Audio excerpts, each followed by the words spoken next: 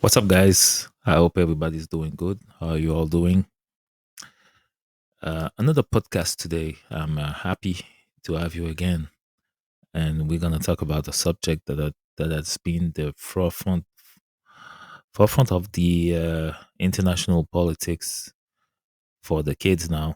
It's the Free Palestine movement. Now it's been rebaptized Free Palestine movement, but before it was like uh, Palestine movement, just simply Palestine movement, or the two state movement, or give Palestine a country. Palestine is a country movement, etc., etc. You can call it whatever you want, but now it's more uh, known as the Free Palestine movement since October 7. Remember October 7, uh, uh, the uh, um, a date that has been in the media, in the world media, for a long, long, long, long time. First of all, because this those events that occurred on October 7 were very, very brutal. Remember, a lot of families were taken, people, children, grandparents were killed, people were taken hostages, and still today they are hostages because a group of terrorists that goes by the name of Hamas has decided to attack Israeli people on on a Saturday, the day of Sabbath. So they knew they were the guard had was a little bit down that they don't answer, they don't call on the phone. So when they attack the first groups that are closer to the border, they knew that those people they wouldn't they uh, even if they call the other ones to advise them that or or to let them know of the danger. They knew uh, most of people have their phone closed for the day. They don't answer phones and everything. So this attack was a very, very brutal one, and of course the response from Israel was as brutal, as much brutal, and you can't blame Israel for that. On the opposite, Um, personally, I believe that when something like this happen, you need to show strength. You need to show the kind of force that is gonna make someone rethink about the action before they even think to plan something like this again. You know, um, look what happened to Iraq. Look what happened to a lot of countries that dare to attack the US. And look what happened to Afghanistan, for instance, after September 11th. After September 11th, um, the US Marines, the US Army, they took over many countries in the Middle East. They tear down those countries. And believe me, now, any terrorist group, they're gonna think twice before they attack the US again because they know consequences are coming and they're very, very big consequences. So I don't blame Israel for doing this. On the opposite, I encourage anybody who wants to show an example to those terror groups. Uh, Go ahead and show it to them that the world has changed, the world has turned. Now We clear our differences other ways. Now we have policies. Now we have the UN. We have international courts. We have all kinds of tools to settle our differences. We don't do terrorists. We don't go to war for any reason. This is the world now, and some people, unfortunately, they learn only the hard way.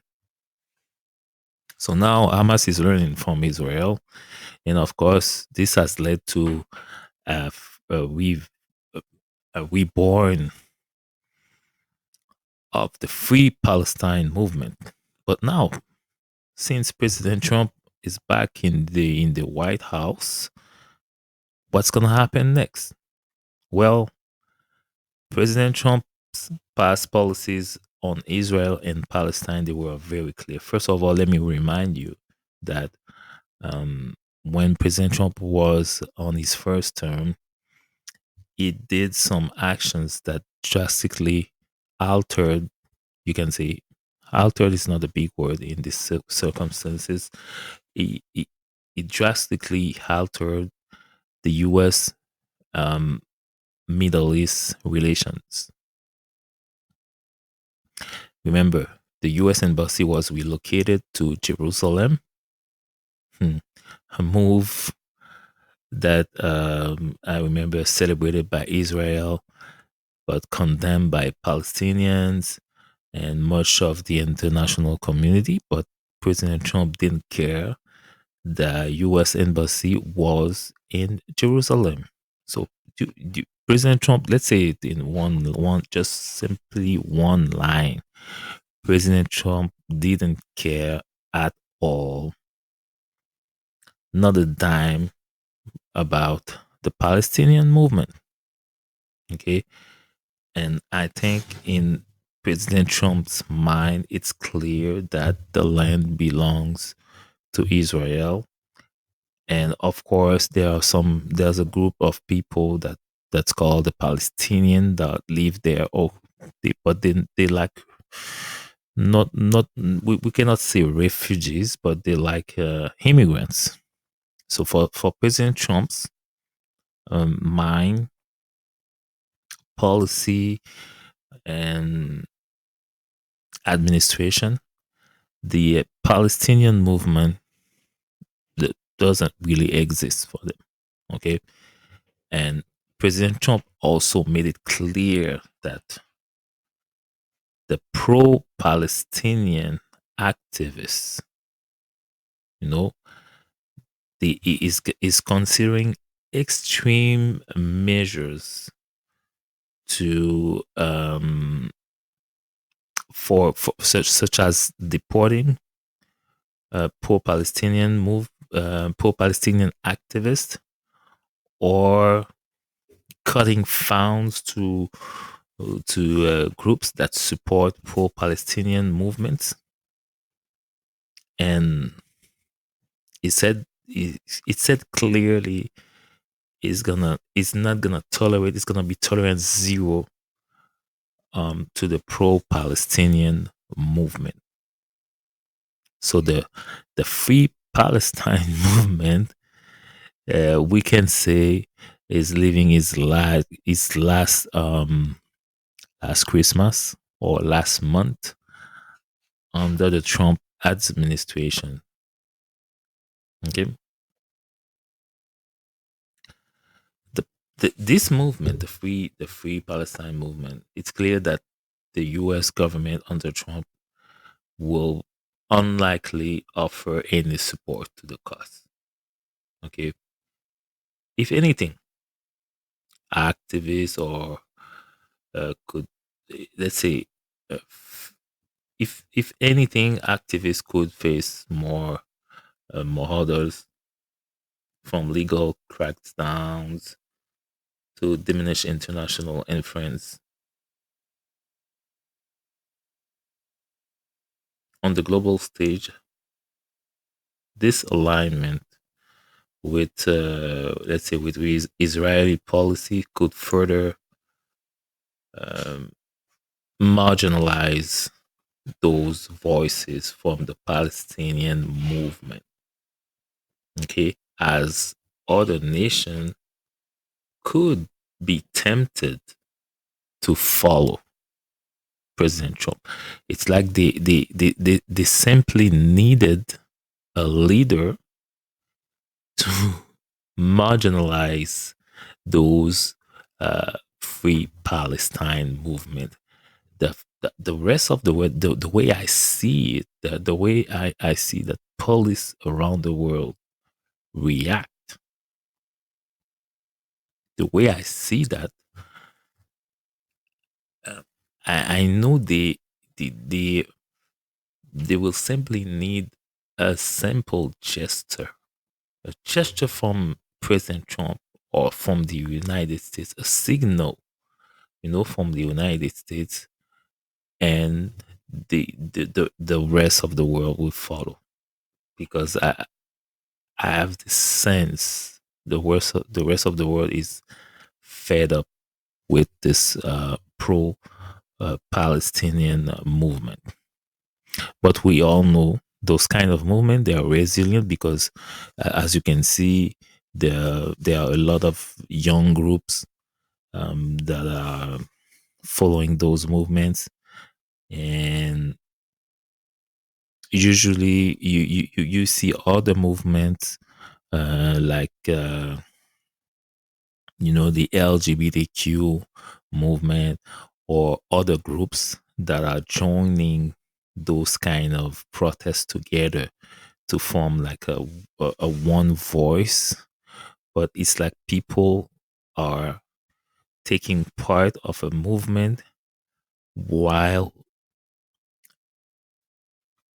bringing up their own flag.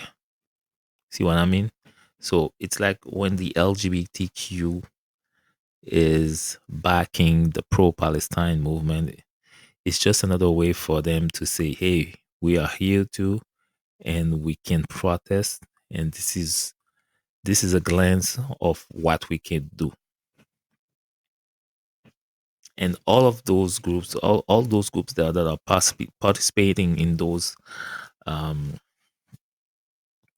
worldwide, let's say, modern or trending movement, they all have the same agenda, just to be known, just to let the world know that they still exist, that just to let their fans, their contributors know that they still exist. They can bring people to the streets.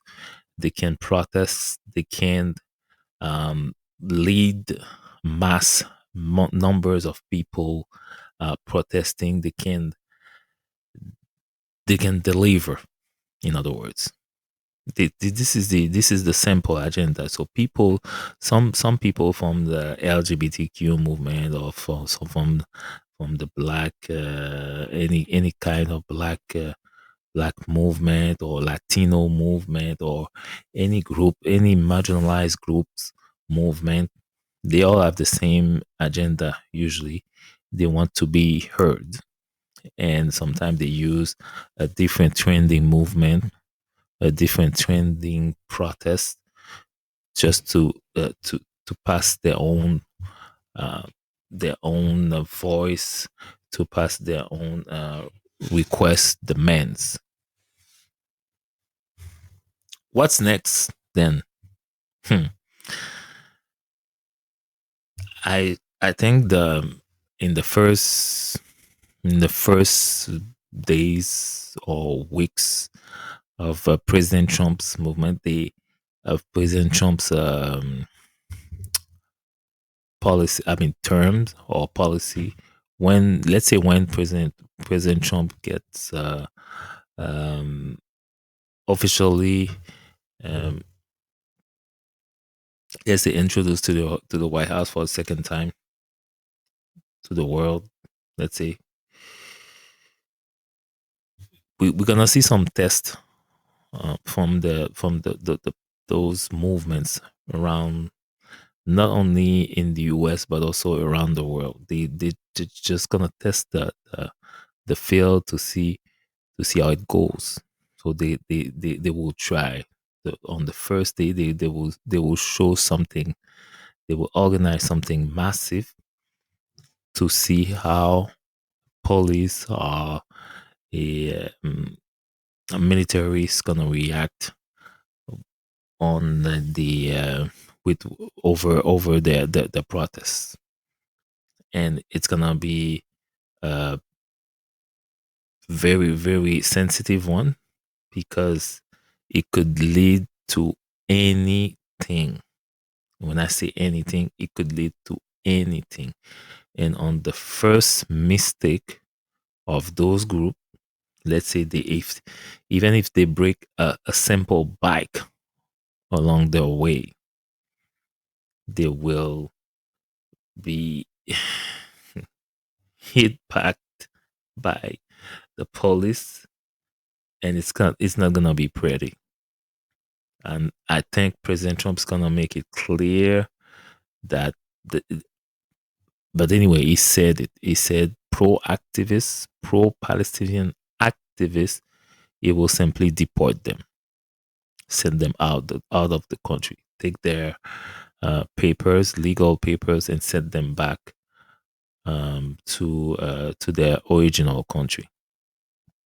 So President Trump has no doubt in mind that the pro-Palestinian movement, the Free Palestine movement, will not be tolerated in the U.S.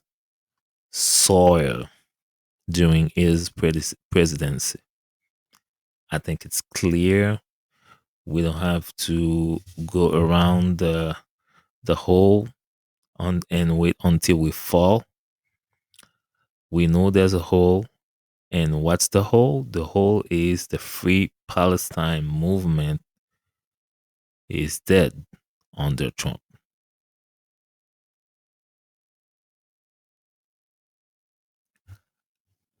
I think people will see this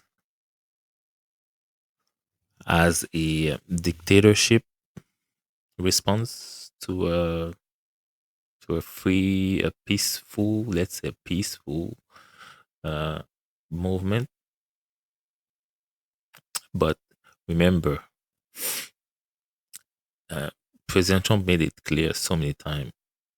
He made it clear so many times that raising Palestinian flag, let's say taking down U.S. flag and raising Palestinian flag, taking down university flags and raising Palestinian flags, those kinds of actions, you will never, you will never see them under the Trump administration. Yes, you could have a few incidents, but remember what I said. On the first one, the response will be so hard that the rest of them they will think twice before trying again.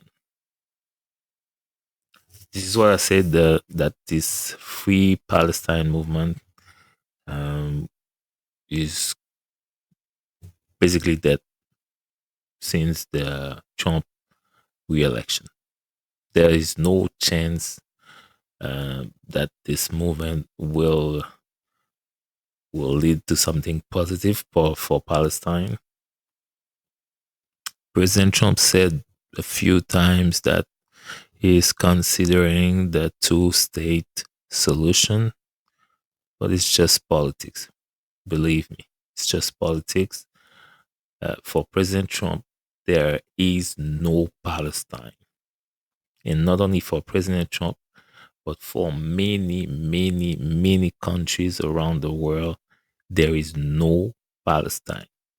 Another proof I can give you about that is that until today, the state that some people call Palestine, that state exists only in a few papers. So the Palestinian, they have a flag. Yes, they have a flag, but they don't have like a national team. They don't participate in any major events around the world.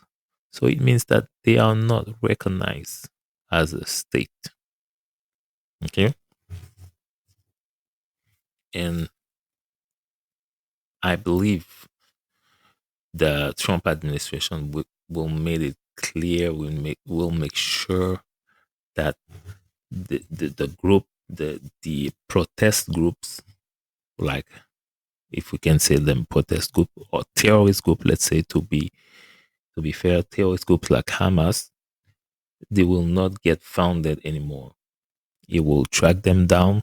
Actually, it doesn't even need to track them down right now because Israel is doing it. So, in this war, this operation that Israel is leading in Gaza to get rid of all the terrorists, this operation will not stop under the Trump administration. It will go through, and you could even see a kind of sen- let's say censor on the media, on the international media about what's going on over there. Okay, you will Israel will lead this operation, will go to his goal on to the fullest, but no one will know about it. No one will talk about it. Don't you ask yourself sometime that the war is still going on? Remember, the war is still going on in Ukraine and Europe and Russia. Do you see a lot of news on it? So it's it, it, we don't even know who's leading the war. We don't even know who's winning the war. Sometimes we hear that Russia is making a lot of progress, big progress. Sometimes we hear that the Ukraine is standing up, uh, taking back territories that have been taken. But this is all. That's all. We don't have no we have no clue what's going on over there. It's like it's a norm. They made it on purpose, so they don't talk about those things when they want those things to be solved by themselves. Okay, and it's gonna be the same thing about Israel. We're gonna you're gonna enter a state where no one's talking about Israel and Palestine again, and Israel will continue its actions until it gets rid of Hamas once and for all, and that won't be a bad thing. So the world doesn't need organizations like Hamas or to any terrorist organization that think they're still living in the middle age, and they have to solve everything by weapon. We need to evolve. We need to sit down on a table and solve our differences. See you tomorrow, guys.